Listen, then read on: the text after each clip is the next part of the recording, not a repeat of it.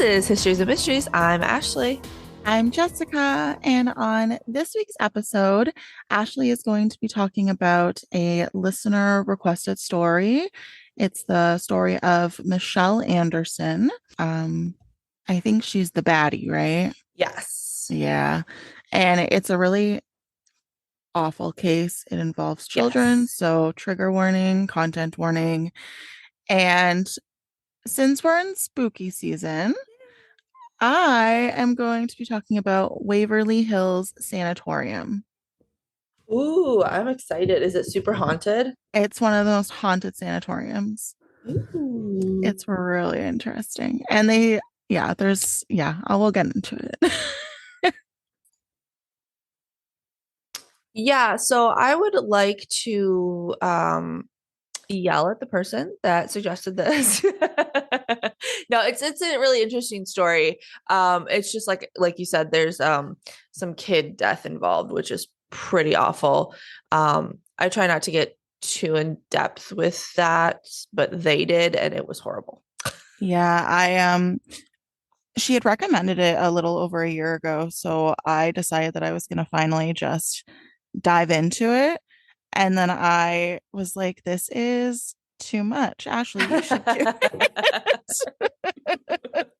And I was like, But okay. I didn't get very far in the research though. So like it's not Okay. like I don't know what Yeah. happens.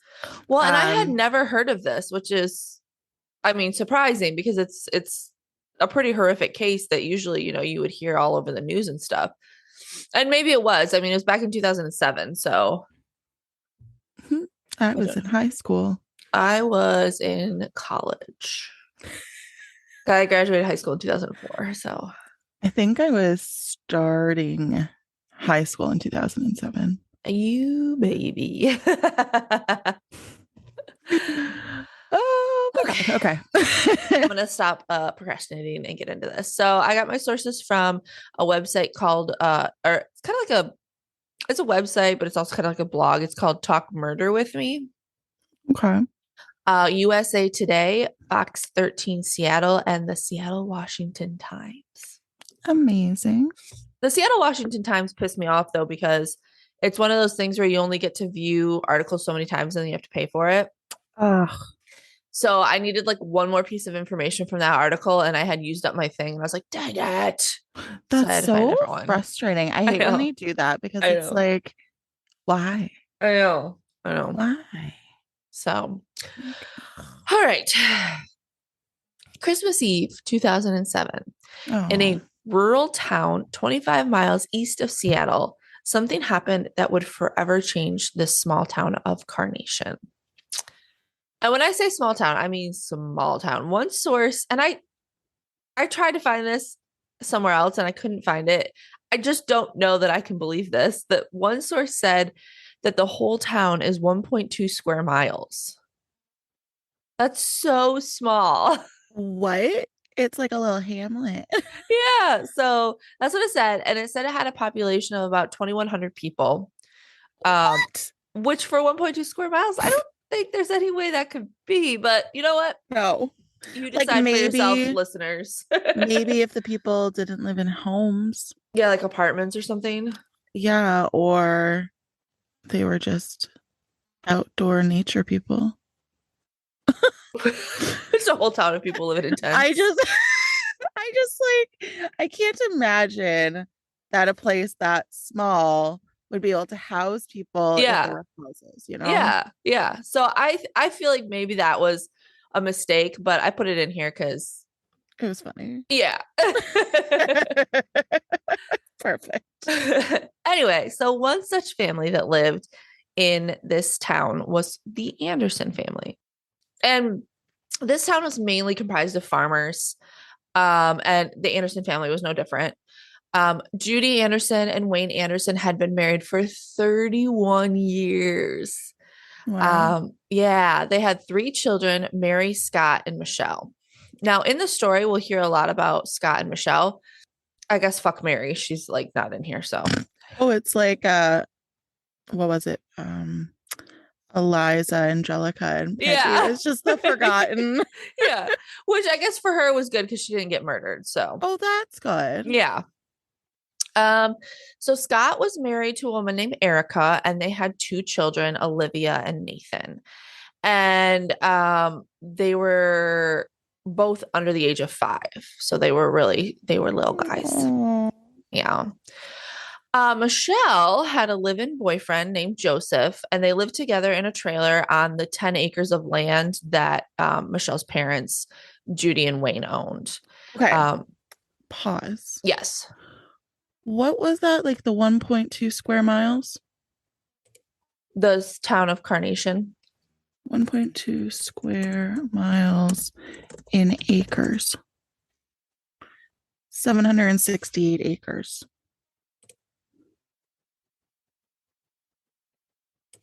Okay. Well, I mean, if each person, well, no, because if they had 10 acres of land right there, they owned half the town. So it cannot be 1.2 square No, miles. because it's 768 acres in 1.2 square miles. I know, I was making a joke. Oh, But if they have 10 acres, that's like a lot of that 700, you figure. Because if it had 2,100 people, each person or family or whatever would have to have like less than an acre. But then here's this family having 10. So, yeah, some people can have less than an acre. well, yeah, but I mean, like the entire city would have to have almost the entire city would have to have less than an acre. And then this family had 10. Yeah, but if you had like 4 people in a house, Yeah. right? 4 to 5 people, it's not like one person per square mile. True, true, true. I don't know. I still don't believe it. But anyway. Yeah, so they lived on the same land that Judy and Wayne lived on for free. I might add, Amazing. for free. And then I wrote in here, and I guess Mary was just doing Mary stuff. Um, so Christmas Eve 2007 was supposed to be just like any other Christmas for the family. They were all getting together at Judy and Wayne's house for a nice Christmas afternoon. Judy was wrapping presents for her grandchildren who were showing up soon, which, like, same Judy, I wait to the last minute to wrap things too. And research. And research and everything in my life. And Wayne was on the couch watching TV before the chaos that, big family coming over brings would commence. So it was a wonderful afternoon with family and fun and Christmas and, all that nice, cozy stuff. In walked Michelle and her boyfriend, Joseph. So at this point, it's just Judy and Wayne. Scott and his family haven't gotten there yet. So Michelle and Joseph walk in out of nowhere, each armed with a handgun. Michelle went right up and tried to shoot Judy, but her gun jammed. So Joseph shot Judy and Wayne before they even had time to react. Yeah. So Michelle and Joseph dragged Judy and Wayne's body outside behind their shed so that when Scott and his family showed up, it wouldn't look bad. There's no blood. They cleaned up the room. Yeah, okay. And they sat waiting for Scott and Erica to come with their two children, who again were 5 and 3. They waited for an hour. And Scott's family finally showed up.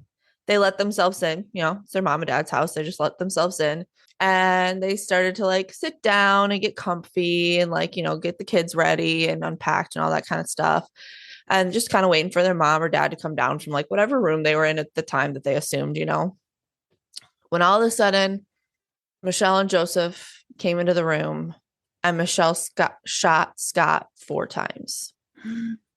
Why? You'll find out. Oh, okay. So, trigger warning, this is when the children die. So, skip ahead 30 seconds to a minute if you don't want to hear that. Erica called 911 about 5 p.m. and you can hear her scream, "Not the kids," before the phone went dead. After that, Erica was shot twice. Apparently, by that point, Michelle had run out of bullets. So she told Joseph he'd have to shoot the kids. Okay. Can I skip ahead? Joseph did as he was told, and he shot the 5-year-old and the 3-year-old.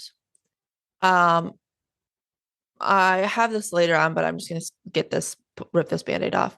They found, and I can't remember which one, either the 5-year-old or the 3-year-old, cowering behind their mom's body dead. So like the kid ran behind the mom's body after she was shot, where the kid was shot.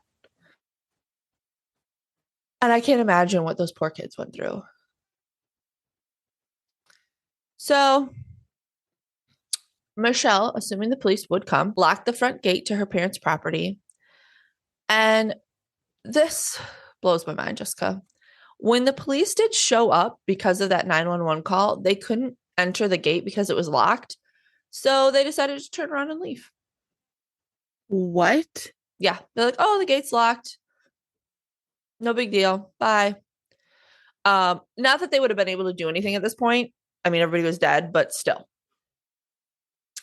So the family lay dead in that house through Christmas Eve and Christmas Day until December 26th, when Judy's coworker and best friend Linda was worried when Judy didn't show up for work that day. She was so worried that she left work at 8 a.m. to go check on Judy. When she got to the house, she noticed that the gate was locked. So, Jessica, do you know what she did? She fucking opened it, climbed over it, climbed around it, went Yep. through it. Yep. She got out of her car and just walked around it. She knocked, but no one answered. So she tried the door and it opened. Oh no. Just ahead, she saw Scott's body laying on the floor. She said at first her brain went to like, oh, they got carbon monoxide poisoning because, you wouldn't first go to they're murdered. Mm-hmm. But then she saw the gunshot wounds in the blood. A little further in were the bodies of Erica and her kids, but Linda said she didn't have her cell phone with her, so she ran to Judy and Wayne's room and called 911.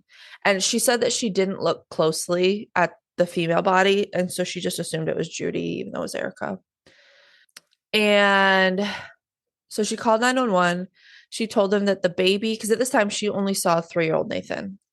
So she told them that the baby, Scott, and Judy were shot and lying there. Apparently, she was on the phone with 911 for 30 minutes. And she did tell them that Judy and Wayne's daughter lived on the property too. And she knew that Michelle had been mad at Judy and Wayne over some money dispute. And that she was scared because if Michelle did have something to do with it, she could still be like closer in the house. And so like Linda was scared to be there. She said, quote, "The gate is locked, which makes me wonder if her daughter did it, which is scary because then I might be up here with a murderer." Around 9:30 a.m., police arrived on scene. They found Scott, Erica, and Nathan right away. And then, like I said, they found the 5-year-old body huddled behind her mom. All of them had been shot in the head, and police began looking around the house and the property for evidence, and that's when they found the bodies of Judy and Wayne behind their shed. A little after 3 hours, that police had arrived on scene, Michelle and Joseph just pulled up. They're like, hey. They said that neither of the two of them seemed too fazed by the police being there, and they didn't ask if Judy and Wayne were okay or really anything else. So the police were like immediately suspicious of them. Good. Police started asking them questions like where they were. Michelle told them that they were on their way to Las Vegas to get married, and then they got lost. So they turned around to come home, which Okay. worst alibi I've ever heard in my life. She also told the police that the last time she had seen her parents was on Christmas Eve, which, I mean, she wasn't lying. That was the last time she saw them. Then the police said, Michelle, because they took her into the station for questioning, and they said, Michelle, why do you think why do you think we are here? Why do you think the police are here? And she broke down crying. And she said, it's not Joe's fault. It's all my fault. As soon as I shot the gun, I felt so bad for what the hell I have done. I'm a monster. So why did you keep going? So that's my, oh, I just like spit real hardcore on my pop filter. That's my thing throughout this whole thing. So when Michelle starts talking in court and stuff like that, it's like, I have that in here a couple times. Like, I don't believe a word she says. So So the police asked her, and I asked her in my head, well, why'd you kill the kids? And she said because they would have been scarred for life after seeing what happened to their parents. So, like, maybe don't kill their parents. But like, okay, the thing is though, is that she had killed the grandparents first, Mm-hmm. right? So if she felt bad, Waited an hour. literally, Yep. like they were behind the house, they wouldn't have known that it was them. Yep. Like they're Yep. behind the shed, sorry, but like, really? Yep. If you felt bad after the first shot, that means that you would have felt bad after your mother died and your father died. Let alone to shoot two kids. Yeah. Yeah. I 100% agree. Um, and then police said, why? Why did you kill your whole family? And she said, quote, I'm tired of everybody stepping on me. Again, that doesn't sound like anybody that has remorse for what they did. No, and like children are stepping on you. Yeah. She Come on. said that her brother owed her about $40,000 that he wouldn't pay back, and her parents were starting to press her about paying rent after she'd lived for a year there for free. How old is this woman? In her 20s or 30s, I think. Yeah, you should be paying rent, you trash monkey. I know. I know. And so she like this is what she killed her whole family over, they think. So police asked her how long she had been planning this, and she said 2 weeks. She had 2 weeks to change her mind. And my thought is, okay, if you're mad at your brother because he owes you $40,000 and he won't pay you back, couldn't you have some point got him alone and shot just him and not his wife and kids? Mm-hmm. That, again, to me, does not show remorse or like someone that feels bad for what they did. They had 2 weeks to think about it. Yeah. So her confession went on for almost 2 hours, and at the end, both Joseph and Michelle were arrested. Michelle also led police to where they had stashed their guns in the Stillaguamish River. Let's say that's how you say it. Nailed it. They were each charged with 6 counts of aggravated murder. And in June of 2008, Michelle was doing an interview with the Seattle Times. And she said, I want the most severe punishment, which would be the death penalty. I think if I kill a bunch of people, I'm not sure I deserve to live. I want to waive my trial. Which, again, I think is just bullshit so that she can look remorseful so that she can hopefully not get the death penalty. Mm-hmm. You know what I'm saying? So I have a whole paragraph in here. I honestly don't buy this. Like, you thought about this for 2 weeks, waiting for Scott and family and murdered little kids. Like, there's so much time to feel things. And if you feel this badly about it, at some point you'd think you'd change your mind. So I went off on a little tangent there, but Well, and just like you said earlier, just lure Scott somewhere. Like yeah. ask him for coffee or something, bring him for a drive, shoot him in your car. Like, Yeah. I mean, I am not Advocating for like, murdering Scott, yes. but yes. No, I see what you're saying. But honestly, like, don't, like, if that's the person you have beef with, why do you have to kill everybody else? Right, exactly. And she said the only reason why she murdered the kids is because of what they saw. She was afraid they'd be scarred for life. So don't scar them for life. Yeah. Yeah. Oops. See, I'm getting all worked up on this case. I'm hitting things, I'm spitting. All right. So in October of 2008, prosecutor Dan Satterberg said he was going to go for the death penalty. But a judge ruled against it, said he couldn't go for the death penalty. And the governor of Washington had said that no one would be executed while he was in office. So it wasn't really an option for them, which I've talked about on here, the death penalty and how I feel about it. But like, I also really hate this bitch. So,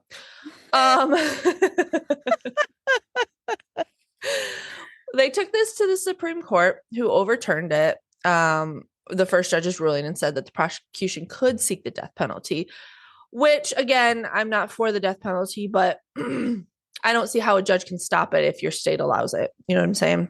Yeah, like don't shoot children. Yeah, true.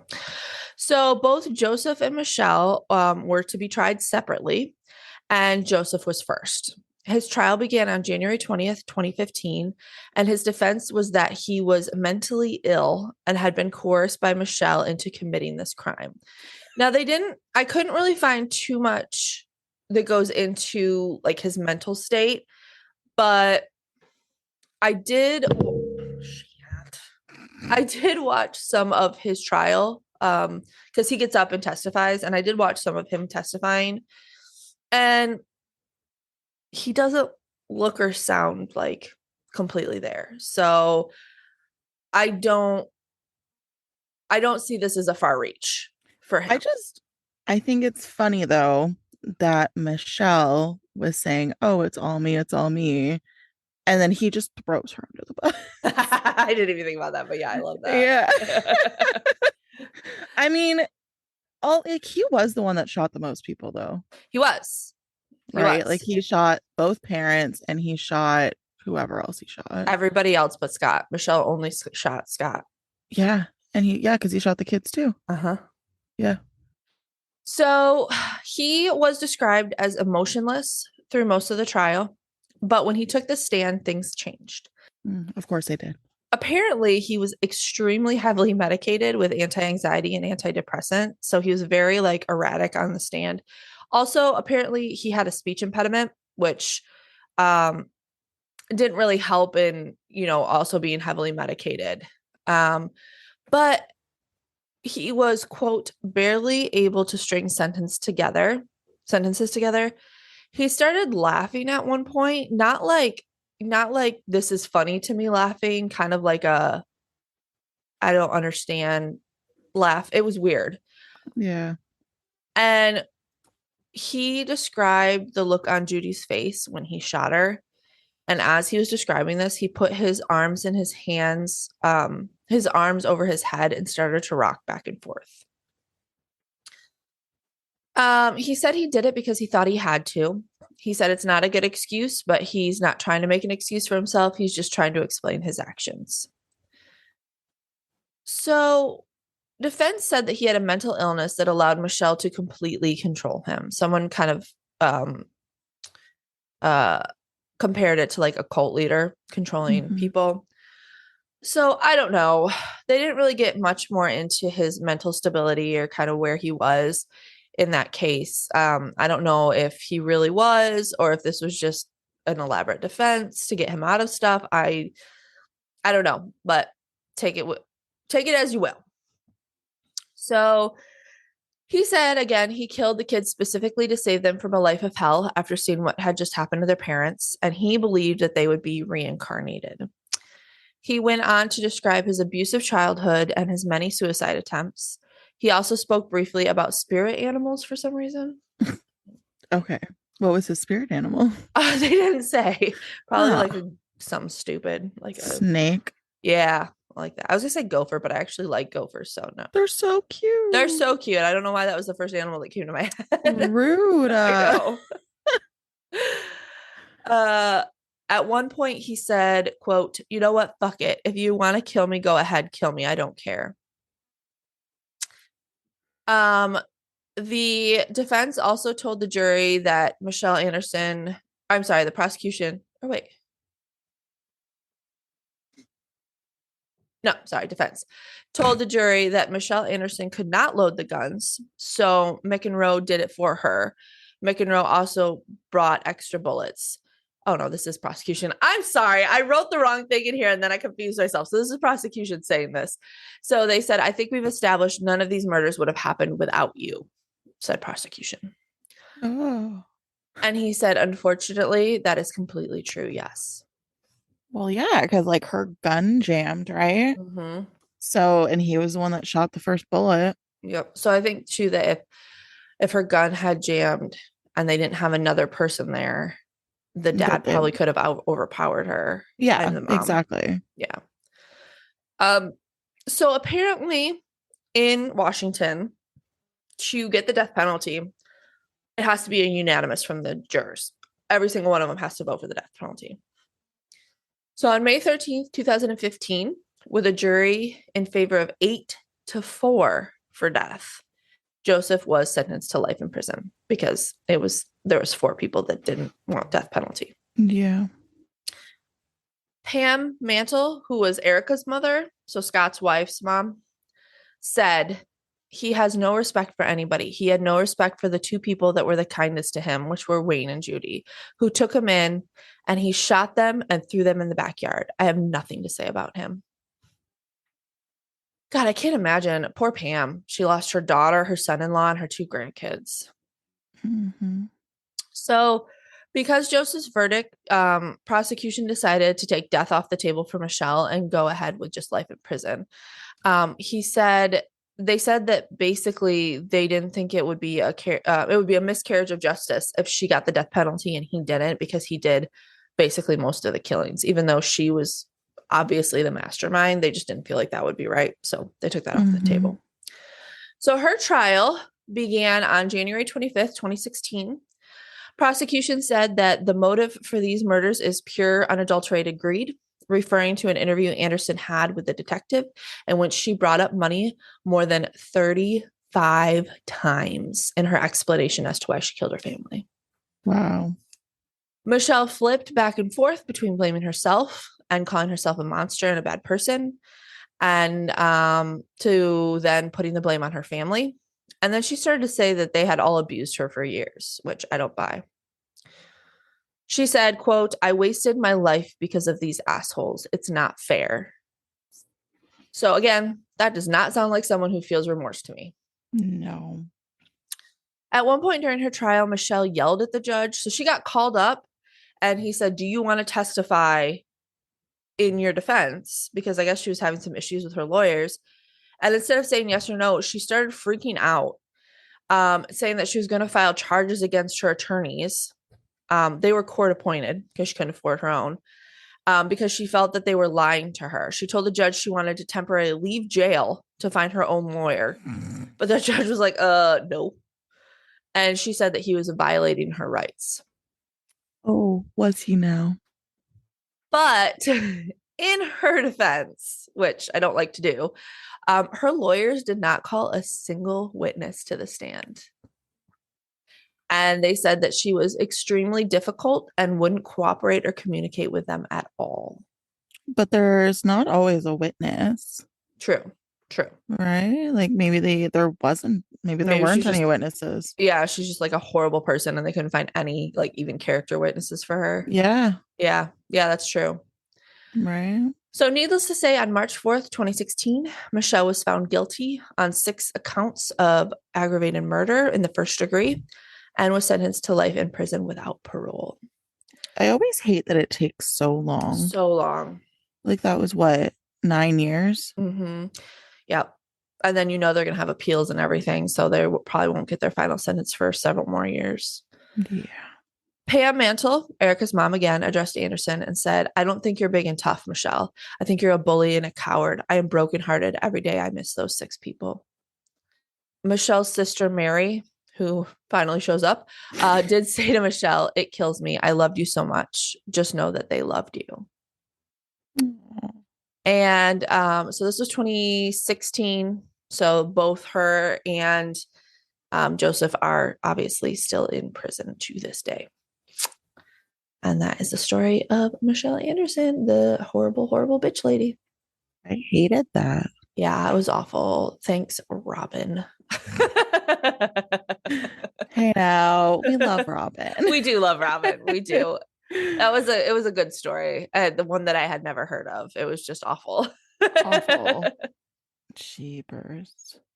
So okay, so let's change gears here and get spooky. Yeah. Instead of sad and depressing. Yeah, no, this is I've been wanting to do this for a really long time, and it's been on my list since we started the podcast. So I am looking forward to bringing it to you. Yay, I'm very excited. And you don't know anything about it? I don't. Oh, that's so weird. So I feel like I've heard the name, but I don't know if I'm just confusing that with The Witches of Waverly Place, which I really liked. It was a good show. So I don't know if that's where I'm hearing Waverly and that's where my brain is going for the familiarity, or if I have heard of it. I don't know. Zach Baggins went there. Oh, okay. Mm-hmm. So we'll just start. Okay, let's do this. Waverly Hills Sanatorium. The site was bought by Major Thomas H. Hayes in 1883. Major Hayes made the decision to run a one-room schoolhouse for his daughters on the site after building his family home. Hmm. In the late 1800s and early 1900s, tuberculosis, often referred to as the White Death, devastated America. Can you imagine? Sorry to cut you off already, but I was just thinking this.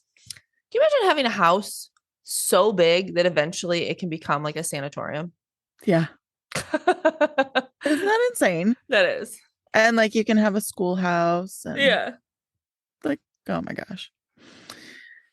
This horrible and highly contagious disease, for which there was no cure at the time, claimed entire families and occasionally entire towns. Wow. Louisville, Kentucky had the highest death rate from the tuberculosis in the US in 1900. To be more specific, TB caused around 25% of all deaths in the entirety of the United States by the end of the 1800s. Wow. Wow, that's crazy. Yeah. Built on low swampland, the region was the ideal breeding grounds for sickness. Therefore, in 1910, a hospital in southern Jefferson County was built on a windswept hill that had been intended to fight the terrible disease. Hmm. A new hospital was eventually established in 1924 thanks to contributions of money and land, and the sickness spread rapidly throughout the area. Fantastic. Lovely. 2 years later, in 1926, the brand new building known as Waverly Hills was inaugurated. Even though it was known as the most sophisticated tuberculosis hospital in the nation, the majority of the patients still died from the illness. Hmm. At this point, however, it could now hold more patients, so it was being able to hold over 400 people. Wow. Yeah. Since there was no medication available at the time to treat the illness, many patients were encouraged to rest, get plenty of fresh air, and eat well-balanced meals. Sadly, the hospital's primary function was to isolate patients who had the disease and keep them separate from others who did not. Wait, why were there people there that didn't have it? What do you mean? I thought it was like a tuberculosis hospital. Was it just like a regular hospital? No, it was a tuberculosis hospital. So basically, the patients that had tuberculosis were isolated from their friends and family. Oh, I got you. I'm sorry. I was thinking within the hospital they were isolating people. Okay, that makes sense. I'm caught Yeah. up. So parents and even children were coerced into the sanatorium with little to no contact with their loved ones, severely severing families. Mm. And that's probably, I mean, they say recovery is a lot of times mental as well. And so being separated from your family. Yeah. Ugh, poor things. Sometimes tuberculosis treatments were just as harmful as the illness itself. By today's standards, some of the experiments performed in pursuit of a cure seem brutal, while others are already standard procedure. Oh, wow. To limit the spread of bacteria, UV light was shone on the patient's lungs. This was done in sun chambers, which replaced natural sunshine with artificial light or on the hospital's roof or open porches. So, like tanning beds. Yeah. Patients were frequently positioned in front of enormous windows or on the open porches, regardless of the season, Oh. as fresh air was regarded to be a potential treatment.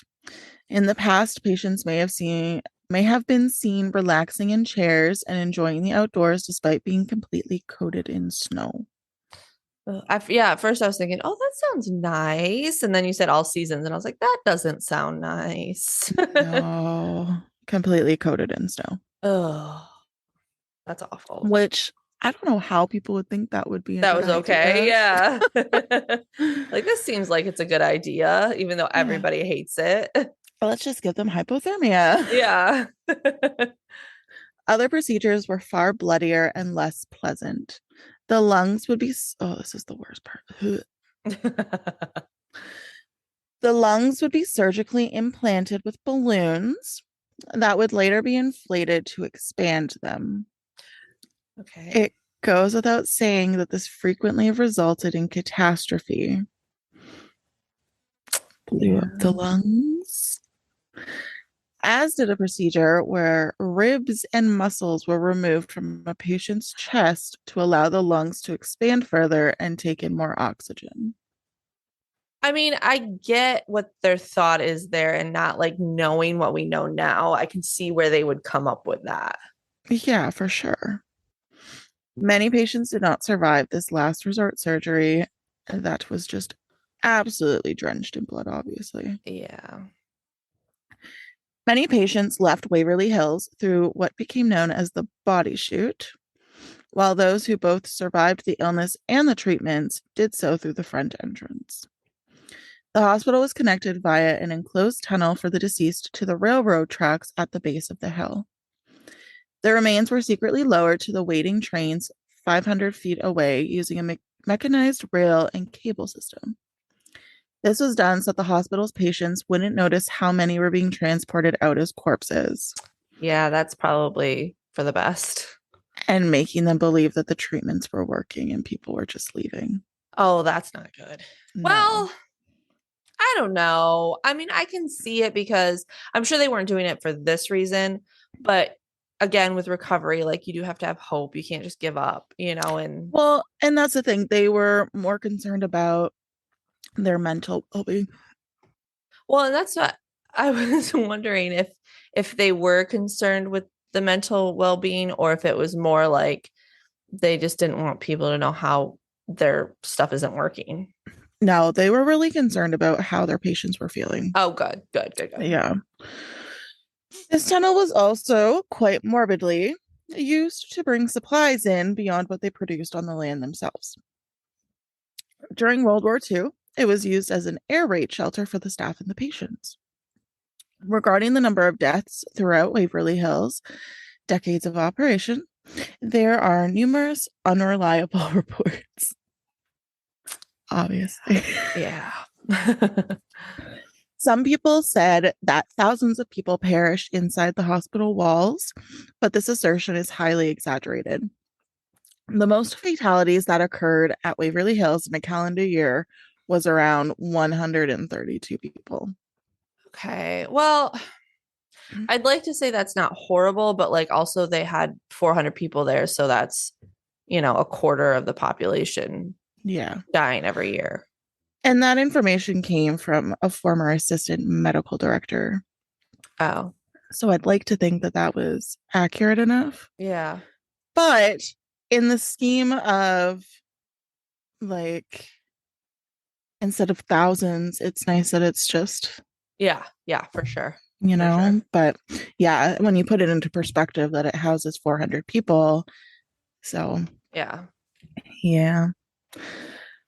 With data extending all the way back to the first hospital records from 1911, those numbers had fallen to as few as 42 deaths by 1955. Oh, wow.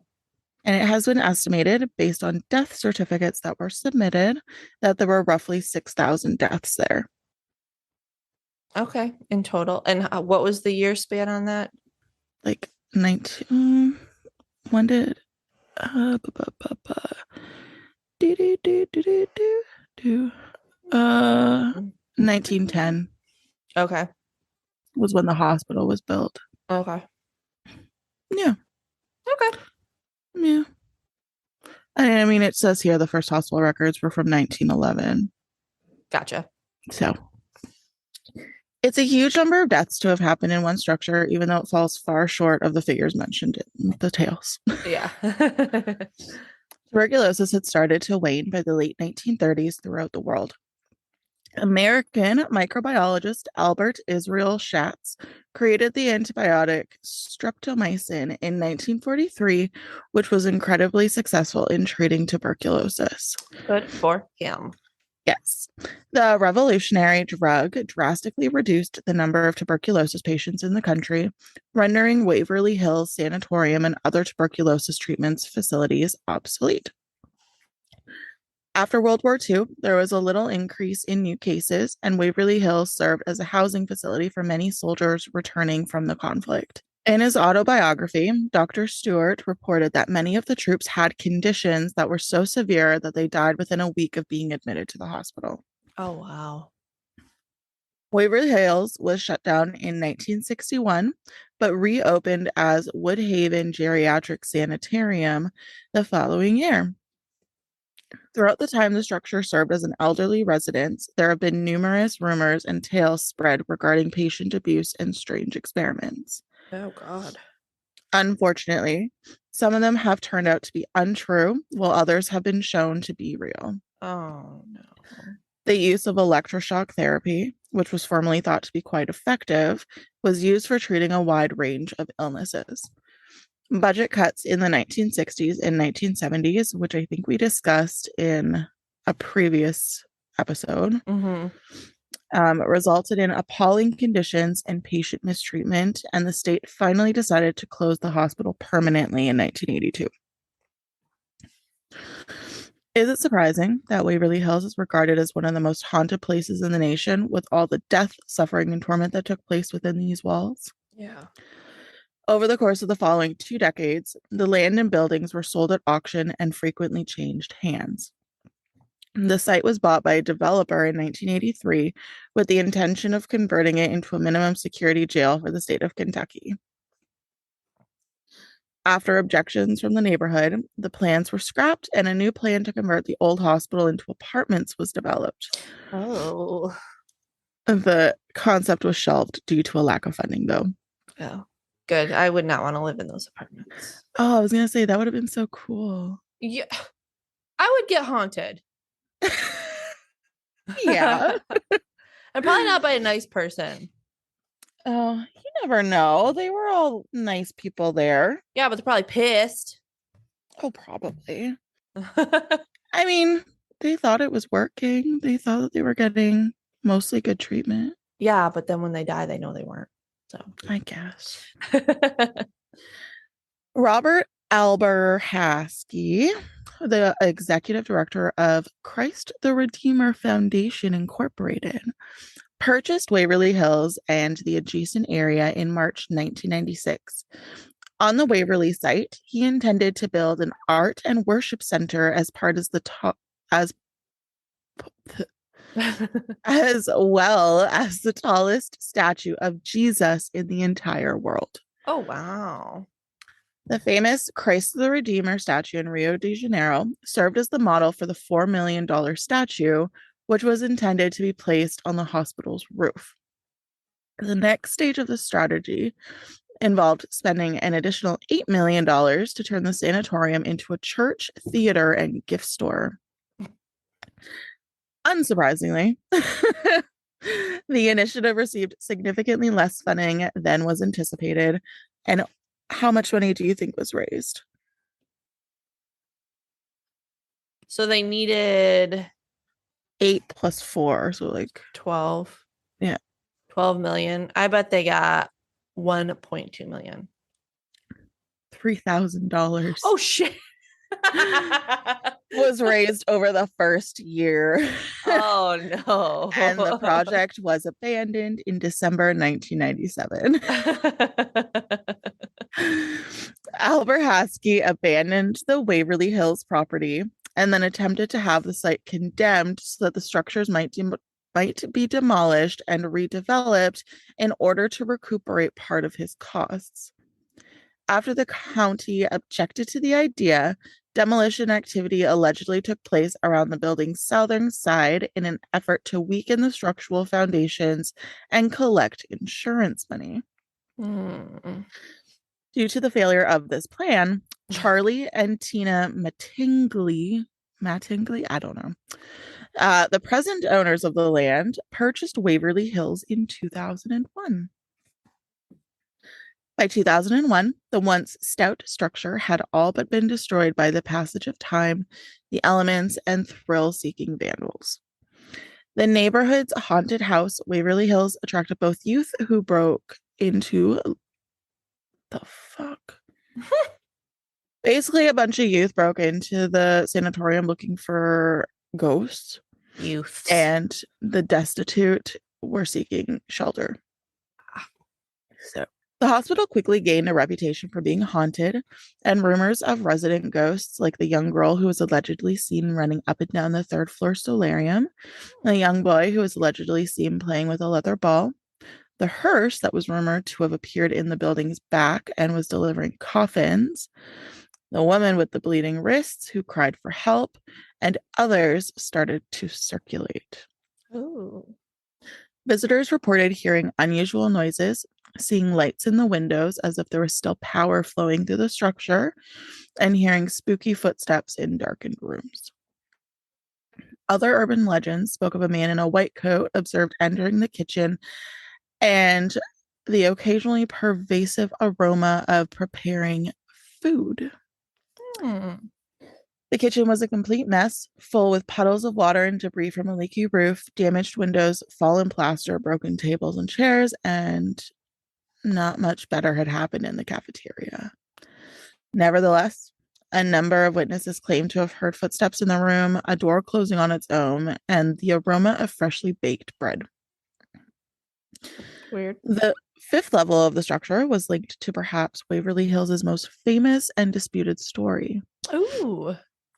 Two nurses' stations, a pantry, a linen room, a medicine room, and two medium-sized rooms on either side of the two nurses' stations made up this floor of the old hospital. Almost everyone who had entered Waverly Hills over the years was curious about one of these. Room 502, which is the subject of several myths and legends. Here, people have reportedly seen things moving in the windows, heard voices that didn't belong to them, and if the lore is to be believed, have even jumped to their deaths. Oh gosh. There are many urban legends regarding what went on in this area of the hospital, but the main one was that there was a floor where tuberculosis patients who were mentally sick were housed. This wasn't the situation. Here, the patients weren't insane and they weren't locked in their rooms. They had the same freedom to move about as the other hospital patients on all other floors did. The layout of this floor allowed patients to still enjoy the sunshine and fresh air, which were thought to be curative or at the very least prolong the lives of those who were ill. The rumors state that a nurse was discovered lifeless in room 502 in 1928. Mm. She had hanged herself from the lamp fixture as an act of suicide. Oh gosh. At the time of her death, she was single, 29 years old, and pregnant.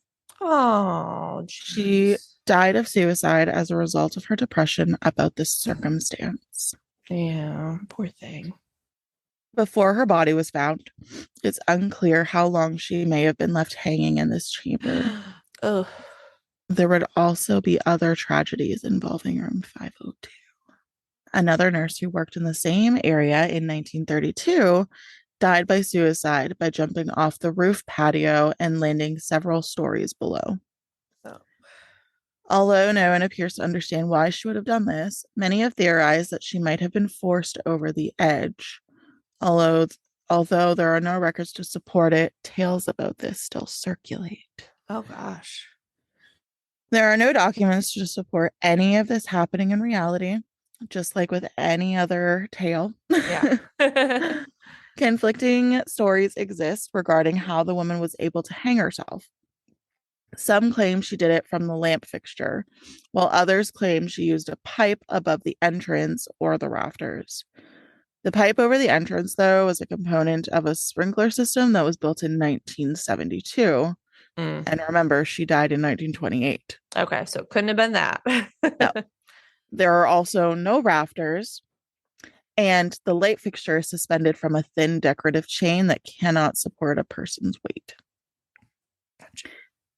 The tale of room 502 may have been loosely based on some lost facts, but the truth is still hidden beneath all the rumors and conjecture. Strange events yet persisted in being reported. Volunteers working on the building's restoration over the course of the following year reported hearing ghostly noises, hearing doors slam, seeing lights appear in the building when there shouldn't have been any, having objects thrown at them, being hit by apparitions in doorways and corridors, and so much more. Oh. So apparently there's this little boy that likes to play with his ball. So Oh. he'll like kind of roll it for you. And people have reported seeing like dark figures in doorways, and it's supposedly been caught on camera. Uh-huh. But yeah, super creepy. Yeah. I feel like I rushed through that, but it's just so creepy. That is really creepy. I love that. Thanks. Yeah. So that was my story. I got my sources from American Hauntings, Courier Journal, Travel Channel, and the Haunted Places. Oh. Yeah, But that sounds, I mean, adding on the TB patients that died and the World War II soldiers, and then if it's true what they did to the senior citizens that live there, like I can see why that place is so freaking haunted. yeah, and it's huge. Like, take a look at it. Um, there used to be like tours and stuff, Mm-hmm. but currently, right now, the current owners are in a legal battle. Oh. I'm not really, I don't really remember why because I researched this like 2 weeks ago and I didn't think it was as important to Yeah. mention. But um, it looked like there were some Halloween events, but then I found like a very recent article from like this month or something that said they were in the midst of legal battles. So Okay. I think it's to do with the historical society or something. Probably. So it's the Waverly Hills Sanatorium in Louisville, Kentucky. Yeah. It is huge. Hmm. That's ginormous. Wow. That's crazy. Let's go. Let's go. Let's see. They got their website. 2022 haunted house tour tickets. Oh, cool. You have to arrive 15 minutes early, Jessica. Okay. Uh, And I think they do like private tours too and like nighttime tours, oh, like nighttime investigation tours. yeah, I would think they have to, right? Like I would that's, love to do that. um, I would probably get haunted. No, you just say that you don't believe and you don't claim the negative energy. They'd be like, I don't care what you claim or don't claim. Fuck you. You're haunted. They do have a 6-hour public investigation that you can do. See? It's a semi-guided event geared towards the novice or newbie investigator. Oh, I would love that so much. Let's do it. They have a private investigation, and it's Ooh. a, they say, very, in all caps, semi-guided event. Oh. Ugh. Gives me the Anyways, chills. Yeah, that's great. I have a joke for you. Oh, perfect. Because I don't have any. Tell me the joke. I only have one. Okay. What do you call a whale without underpants?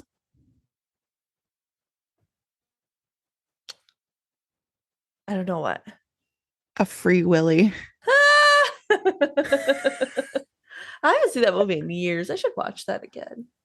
Yeah. That was such a good movie. Did you end up watching the new Hocus Pocus? I did.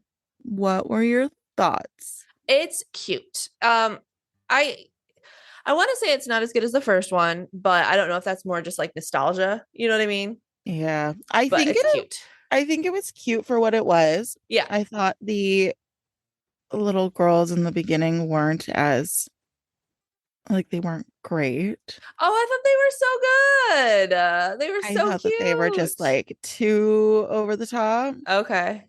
Like I thought like they played the roles well, but at the same Yeah. time it was just too cheeseball for me. Gotcha. Okay. Um and I thought it would have been like really cute if they brought back like Max and Allison at least. And Yeah. that the main girl was like their daughter or something. Like I thought Yeah. that would have been really cute. Yeah. But we I just don't agree. see them. Yeah, we don't see any of the original Like characters other than the Sanderson seriously. sisters. I Yeah. know. That was a little disappointing. Yeah. Because I'm pretty sure that the original actor said that they would come back. Yeah. I think there was something going on behind the scenes that they didn't. I don't know. I've seen like a lot of different mentions of it, but I liked it for what it was. You know what I mean? Yeah, for what it was cute. Yeah. Have you started watching on Netflix The Midnight Club? No. It's pretty good. It's made by the people that made The Haunting on Hill House Okay. and Midnight Mass. Okay. I didn't see Midnight Mass. Oh, Midnight Mass was so good. Was it? Yeah, it was really, really good. And this one's pretty good too. This one's more youthful. So, I mean, take it again for what it is, but it's got some pretty good Mm. scares in there. I like it. Okay. Yeah. I'll have to check it out. Yeah. All right. Well, if you want more TV suggestions from us lovely ladies, you can find And us. horrible stories. You can find us on Facebook, Instagram, and YouTube. Yeah, and if you'd like to rate and review us, we would really, really appreciate it. Yay. You can do so on Apple Podcast and Spotify. Yeah. Thanks for tuning in. And next week is our Halloween episode. Yay! We're So, gonna cheat a little bit. We're sorry. well, it's not cheating. I think it's a cool. I think we're doing some cool. All right. We're You gonna tell guys you some decide. ghost stories, so we're excited. Yeah. Oh. All right. Well, we look forward to bringing you two new stories next week. Bye. Bye.